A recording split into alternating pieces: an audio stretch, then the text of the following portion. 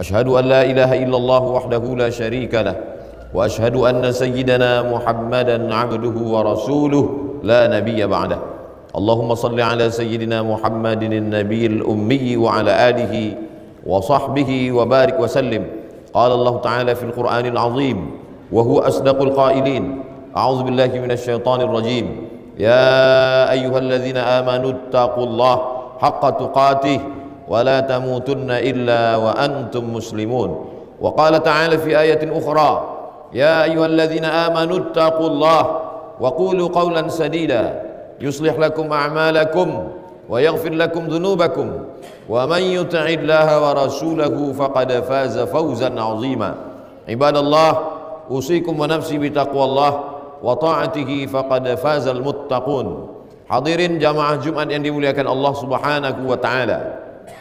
Khiyarukum fil jahiliyah, khiyarukum fil Islam. Orang yang ketika zaman jahiliyahnya adalah orang-orang terpilih, panglima perang, orang kaya, pemimpin, punya kekuasaan, maka setelah dia masuk Islam juga mesti kaya, mesti menjadi panglima perang, mesti berkuasa. Ini yang dipahami oleh sahabat Nabi pada zaman Rasulullah sallallahu alaihi wasallam. Dengan masuk Islam, dengan hijrah, bukan berarti meninggalkan dunia. Sekarang sudah berada pada tahun 1444 Hijrah, berada di bulan Muharram, bulan yang penuh dengan kemuliaan. Ada sebagian orang berpemahaman, berpendapat, berpikiran, kalau sudah taubat, sudah hijrah, sudah masuk Islam, berarti dia meninggalkan bisnis, meninggalkan dagang, meninggalkan pekerjaan, meninggalkan kekuasaan, hanya berzikir, sholat sunat, berselawat, menunggu kematian datang. Kalaulah orang baik-baik ini meninggalkan pekerjaan, meninggalkan bisnis, meninggalkan pasar, maka pasar akan diisi oleh orang batil, oleh orang yang suka pada perbuatan riba.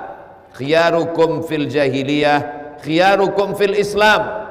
Kalau pada zaman jahiliyahnya dia panglima perang, maka setelah masuk Islam dia tetap menjadi panglima perang. Begitulah sahabat Nabi bernama Khalid ibnul Walid.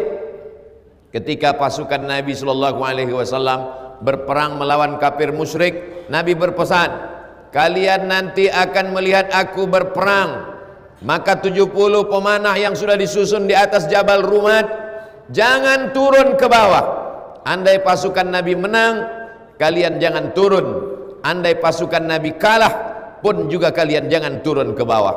Begitu melihat pasukan Nabi menang, lalu pemanah ini turun ke bawah, tidak sabar melihat harta ghanimah, rampasan perang.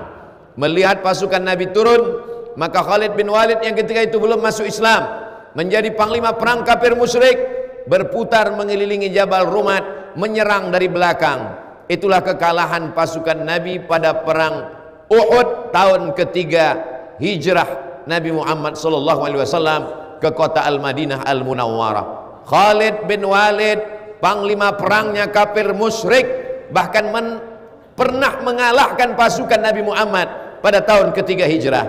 Tapi kemudian ketika dia sudah masuk Islam, dia tidak hanya berzikir dalam masjid, dia tidak hanya bersolawat, dia tidak hanya baca Quran menunggu mati, dia tetap menjadi panglima perang. Tapi dia tidak mendapat kehormatan mati syahid. Dia mati di atas tempat tidur dalam keadaan menangis. Ketika sahabat bertanya, mengapa engkau menangis wahai Khalid bin Walid? Bukankah setiap jengkal tubuhmu tidak ada yang selamat dari tebasan pedang, tusukan tombak, anak panah? Mengapa engkau menangis? Kata Khalid bin Walid, yang kutangiskan adalah mengapa aku mati di atas tempat tidur, mengapa aku tidak mati syahid dalam keadaan berdarah-darah. Impian seorang mukmin, ish kariman au mut syahidan, hidup mulia atau mati syahid. Kalau hidup, hidupnya mulia. Kalau mati, matinya mati syahid. Jangan pernah mundur, jangan pernah merubah diri. Yang berubah adalah akidah.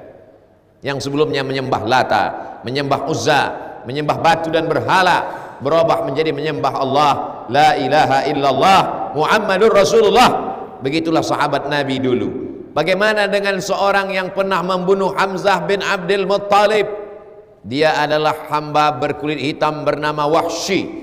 Pada saat perang Badar dia mengintip sahabat Nabi, paman Nabi bernama Hamzah bin Abdul Muttalib.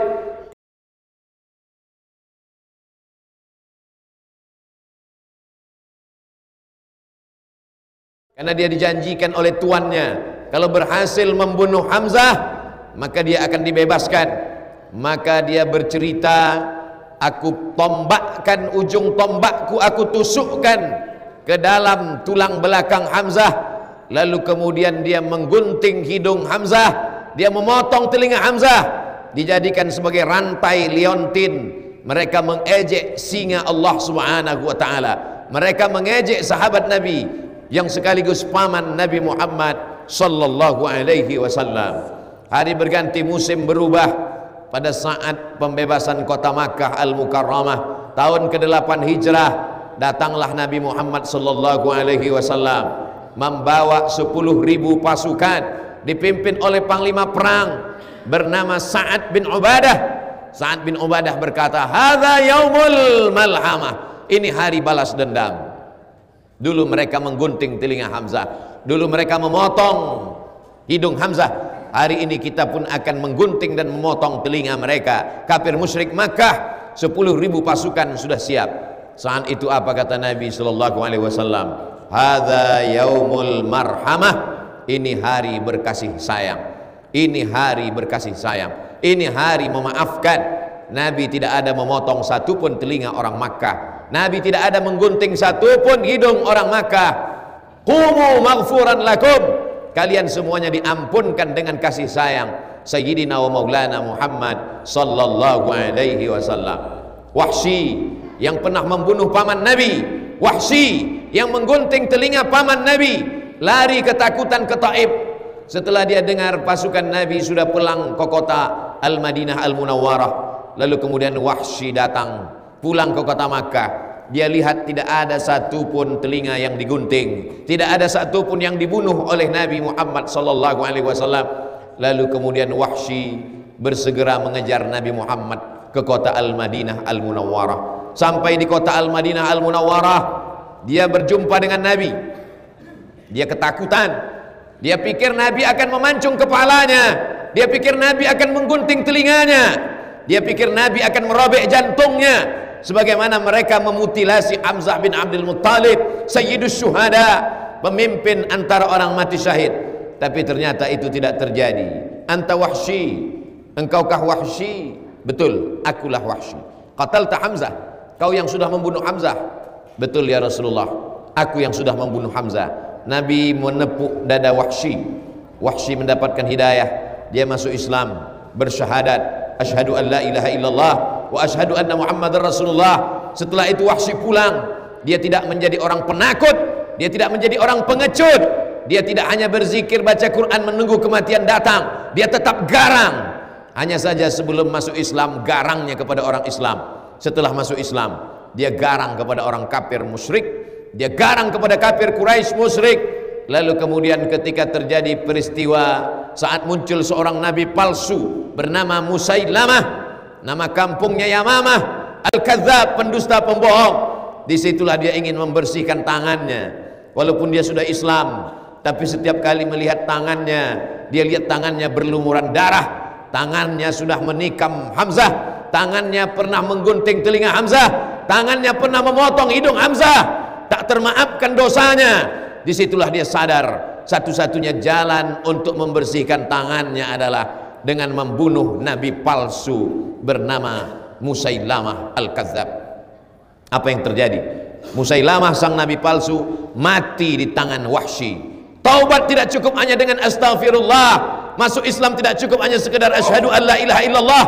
Kalau dulu kau garang membunuh Sayyidus Syuhada, setelah kau masuk Islam tanganmu mesti dibersihkan. Maka Wahsy membunuh nabi palsu bernama Musailamah Al-Kadzdzab, pendusta, pembohong, penipu. 70 orang penghafal Quran mati syahid pada masa pemerintahan Sayyidina Abu Bakar Siddiq. Setelah Nabi palsu Musailamah Al-Kadzab mati, apa kata Wahsy? Tanganku ini pernah berlumuran darah karena membunuh orang paling baik, Hamzah bin Abdul Muttalib, tapi kemudian aku tebus. Tanganku ini juga pernah berlumuran darah karena membunuh orang paling jahat, Nabi palsu Musailamah Al-Kadzab.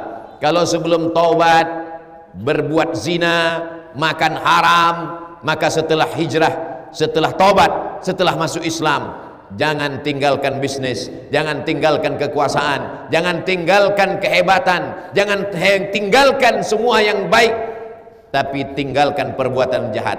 Tetaplah menjadi bisnismen yang luar biasa, menolong agama Islam. Allah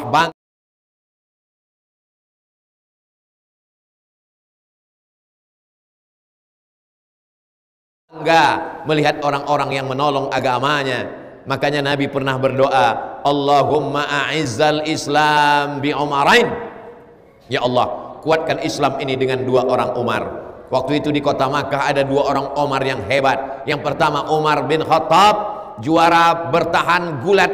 Setiap tahun diadakan gulat di pasar Ukaz, berkumpul semua pegulat, dan pemenangnya adalah Umar bin Khattab. Nabi ingin Islam ini kuat, maka Nabi berdoa, kuatkan Islam ini dengan Umar bin Khattab. Tapi ada satu lagi Umar, Umar bin Hisham. Umar bin Hisham orang kaya, Umar bin Hisham darah biru, Umar bin Hisham orang terpandang, namanya Umar bin Hisham. Mereka memanggilnya Abu Jahal. Ya Allah, kuatkan Islam ini dengan Umar bin Khattab atau Umar bin Hisham.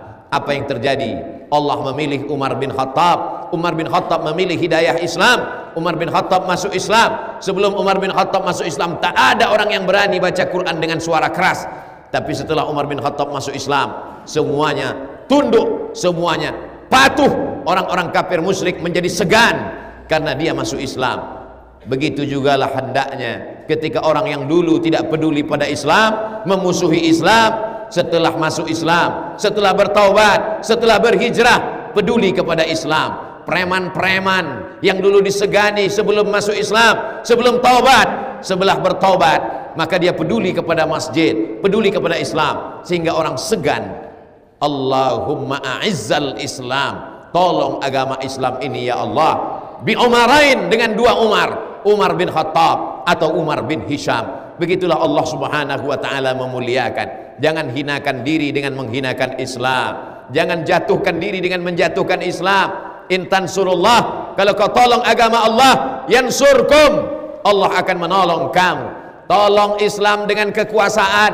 Ketika kekuasaan masih ada di ujung tangan, bantu pembangunan masjid, pondok pesantren, anak yatim, fakir miskin dan du'afa. Bangkitkan badan amil zakat nasional dengan mewajibkan zakat bagi pegawai-pegawai.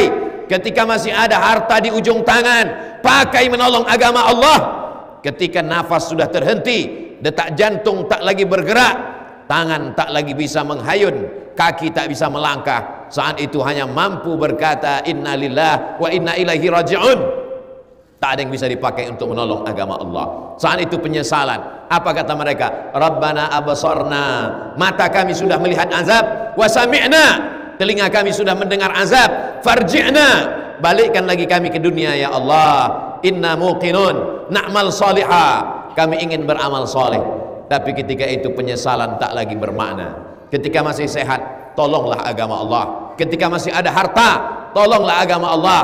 Ketika masih ada kuasa, tolonglah agama Allah. Agama Allah ini tinggi. Al-Islamu ya'lu wa la yu'la alaih. Agama Allah ini mulia, tak ada yang lebih mulia, tak ada yang lebih tinggi, tak ada yang lebih hebat daripada agama Allah. Andai kita tidak tolong agama Allah, agama Allah ini tetap mulia.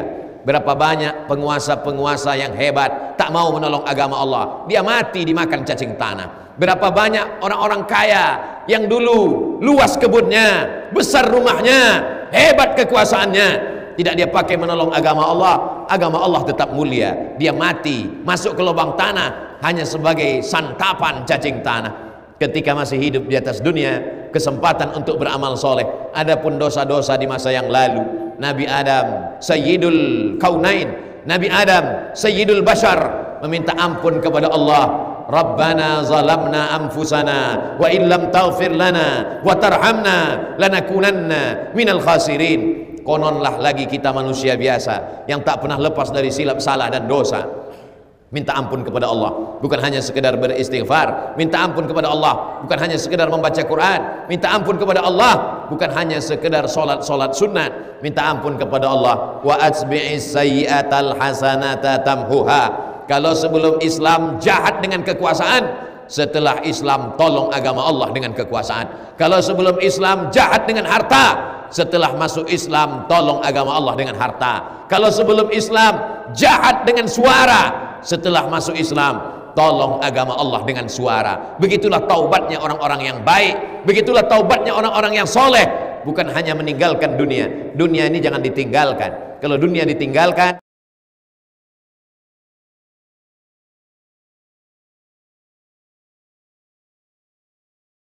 dia akan diambil oleh orang kafir.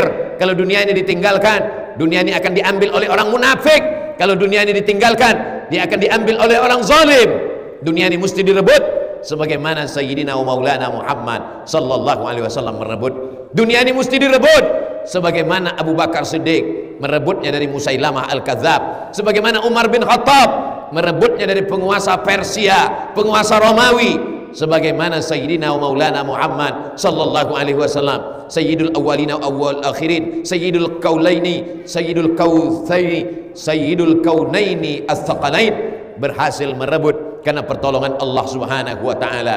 Bagaimana Muhammad Al-Fatih merebut Konstantinopel, bagaimana Jabal Tariq merebut Andalusia, bagaimana Salahuddin Al-Ayyubi merebut Mesir dari tangan Fatimiyun. Mereka adalah orang-orang yang mengambil kekuasaan demi untuk menolong agama Allah Subhanahu wa taala. Salahuddin Al-Ayyubi 1000 tahun yang lalu merebut Al-Azhar, sampai hari ini mengalir pahalanya. Muhammad Al-Fatih merebut Konstantinopel, berubah kota itu menjadi Istanbul, masjid tegak berdiri, sampai hari ini dia mendapatkan pahalanya. Jabal Tariq, Gibraltar, Tariq bin Ziyad, sampai hari ini mendapatkan pahalanya. Ada satu yang tak putus dengan kematian, orangnya boleh mati, jasadnya terkubur di dalam tanah, tapi pahala terus mengalir. Jangan sampai kematian memutuskan amal. Di antara yang mendapatkan amal mengalir, orang-orang kaya. Orang kaya yang punya harta, dia bisa menolong agama Allah dengan membangun masjid, pondok pesantren, mengalir pahalanya sampai hari kiamat. Penguasa-penguasa dengan kekuasaannya, dengan APBN-nya, dengan APBD-nya, dengan tanda tangannya, bisa mendapatkan amal mengalir sampai hari kiamat. Yang tidak ada kekuasaan, yang tidak ada harta, tapi punya anak, maka anakmu pun juga akan menjadi amal mengalir. Didik dia menjadi anak yang soleh. Yang tidak punya anak, tidak punya kekuasaan, tidak punya harta benda, ingin juga mendapatkan amal mengalir, didiklah orang. Walaupun kau bukan kiai, bukan tuan guru, bukan ustadz, bukan profesor, ajarkan orang kebaikan. Ajarkan anak-anak kecil mengaji dari maghrib ke isya. Ajarkan mereka Iqra, ajarkan mereka Al-Fatihah. Mereka akan sholat 17 kali dia baca sehari semalam, mengalir juga pahalanya. Walaupun kau hanya guru mengaji, dengan ilmu, dengan harta, dengan kuasa, dengan anak, mendapatkan amal mengalir. Hidup singkat, sementara malaikat maut datang, sementara nafas berhenti, jantung tak lagi berdetak. Ketika dipakai untuk menolong agama Allah, sesungguhnya kita sedang menolong diri kita sendiri. Barakallahu li wa lakum fil Qur'anil azim, wa nafa'ani wa iyyakum bima fihi minal ayati wadh-dhikril hakim, wa taqabbala minni wa minkum tilawatahu, innahu huwal ghafurur rahim.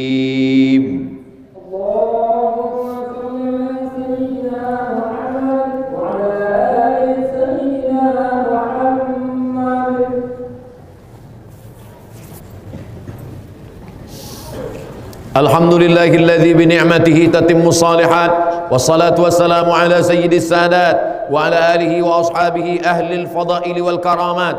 Asyhadu an la ilaha illallah wahdahu la syarika lah, wa asyhadu anna sayyidana Muhammadan abduhu wa rasuluh wa safiyuhu min khalqihi wa khaliluh. Addal amanah wa ballagha ar-risalah wa nasaha lil ummah wa tarakana 'alal mahajjatil bayda lailuha kanahariha la yazighu anha illa halik.